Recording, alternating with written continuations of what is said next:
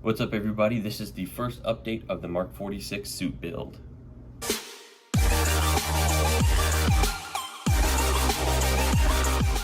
So here is a closer look at the helmet itself. It is my proudest work so far. It's actually being sold, but I wanted to make a video about how I made it in case someone else is trying to make it. This is the Mk46 Mark 46 helmet file. The reason I'm selling it is because it's slightly too small, but I've already got the back strap and the lip piece sits like that for the new one. So it's slightly bigger. It should be big enough, but we'll see. So the process of building this thing is not a short one, but I wanted to make this video to go through how I did it, how you can do it, the supplies needed, and stuff like that. So let's get into it. So if you want to make a 3D printed Iron Man helmet, obviously you need a 3D printer. Now the one I use is the Sunlu S8 Plus, and has been working almost flawlessly. The only issues I've had were my own fault. So that is a fantastic printer. I love it, and I'm getting another one as soon as possible. So once you have a 3D printer, if you want to make this exact helmet, Vek3D, VEK3D on Instagram is the one who designed this one. You can get it through his account there, and it is the most accurate file that I could find. Accuracy for this build is really important to me because I'm doing the full suit. I'm going to be using Johan's file for the Mark 46 suit. So I wanted not only the most accurate helmet possible, but I wanted it to be as small on my head as possible because I want to avoid the bobblehead effect, but I went a little too far. So another thing to be cautious of if you're going to be making a helmet like this is measure your head, yes, and make it that size, but then scale it up a little bit, have like a centimeter on each side of room, like so you can, if you want to put padding in it, you can. I kind of went for fits like a glove, but it kind of fits like an Iron Maiden. Scaling is very important for stuff like this. Okay, so now I'm going to take you through the process from start to finish. So I'm going to put a few photos up here. Don't mind my gloveless Batman here.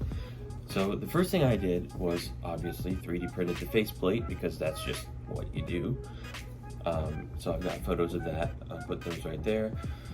I printed it, and then I printed the lip piece. I actually have the new one right there. The little lip piece, and the jaw piece. So I did those three first, and I sanded and filled and sanded and filled those while I was working on the rest of the helmet. The dome, the main dome of the helmet, I actually chopped in half because my slicer is not Cura. I use a very crappy slicer, but it works. It just can't handle big models like that. So yeah, I cut it in half. I laid it on the cut edge on the print bed, supported it, and printed the dome in 2 pieces. This file has about 10 parts. There's smaller details like the gray in the cheeks there. There's pieces behind the eyes, and then the little ear pieces. Here's a little closer look of that. You can see the cheek pieces, a little like behind the eyes, and then the little ear pieces. So after I got the faceplate, the lip, and the jaw sanded down and filled a few times, I was then working on the dome. I welded that together, and I put Bondo all along the seam and just sanded it till it was smooth. You may need to Bondo more than once, especially seams. For this helmet, I only welded on the inside, so cleaning up weld lines on the outside is a pain, but it's possible. But for this, I wanted it to look as clean as possible. Don't see any seams, and I think I pretty much achieved that. So once I got all the pieces printed out, welded together, and sanded smooth, I covered everything in Bondo. Everything. You can see that right there. I really just, I wanted no layer lines on this thing, and I've looked over it. There's not very many. There are a few. You can't, it's impossible to make it perfect, but I really put a lot of work in this thing. So after I covered everything in Bondo, I sanded it down, covered it back in Bondo, sanded it down, And then after that I focus on the little spots and dents. You want to make sure to prime it before you do the third coat of Bondo, at least that's what I do. So that way you can see the dents and imperfections and spots you need to fill and all that. Because if it's just orange, like kind of sanded orange like the Bondo is, the Bondo color, it's going to be hard to see the spots that you need to fill. So between every coat or every 2 coats of Bondo, I would say prime it, make sure you can see what you're doing. Once everything was completely smooth, it was time for a little bit more primer and then paint. So this is the primer that I used here, Rust-Oleum Satin Black. Nothing special. Once I had everything sanded smooth, I coated it in black, coated all the parts in black, and then I put this gloss cranberry, which I think is the perfect color for the Mark 46. I don't think I could have chosen any better. I'm super happy with the colors. I think it really matches the movie as best as I can get it. So that was my proudest moment when I saw that red go on, because sometimes it's a little different than the cap, so you got to be careful about that. Sometimes it sprays on a slightly different color, but I was super happy with it, and I'm definitely using it for the rest of my suit. One thing to be aware of is I did put a very light coat of the metal cast red on top of the cranberry, just to make it shimmer a little bit more. I think for the new helmet that's slightly bigger, I'm going to put a little bit more metal cast on it just to see what happens.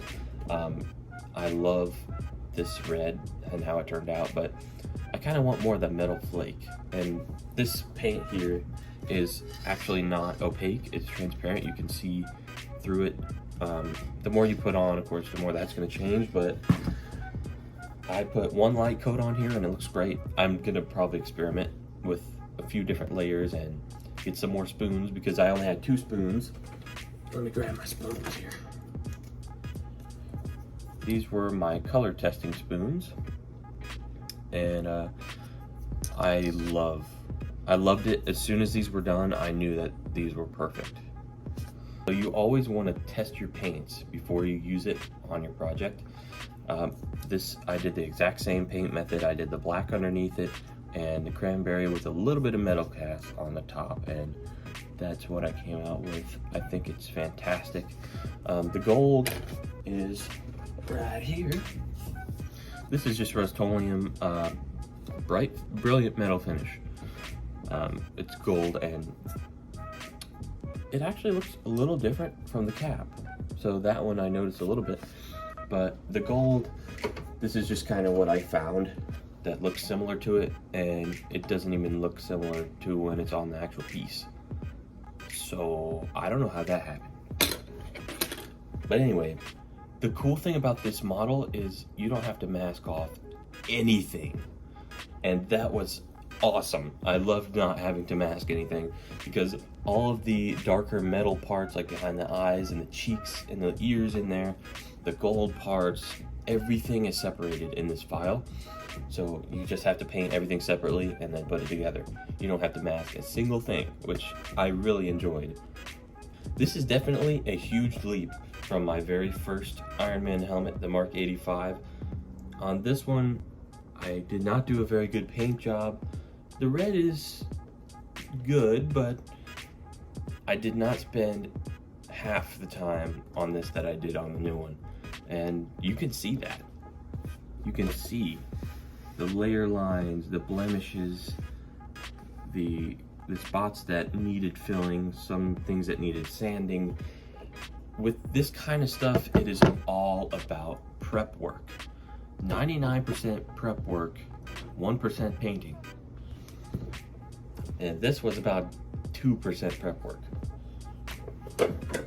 But I'm gonna keep it. I'm gonna keep it anyway, because it's my first one and it shows me how far I've come. I've also made a glove that goes with that Mark 85. So that is probably where I'm gonna start after I get the new helmet done. Once I get Johan's files downloaded, I'm most likely gonna start with the gloves. One thing I forgot to mention about the paint is, of course, I've clear coated this entire thing multiple times. That's very important because the paint is pretty easy to scratch off, especially the gold. If you don't put clear over it, And also, make sure you're testing the golds especially, because some gold spray paint does not take clear coat.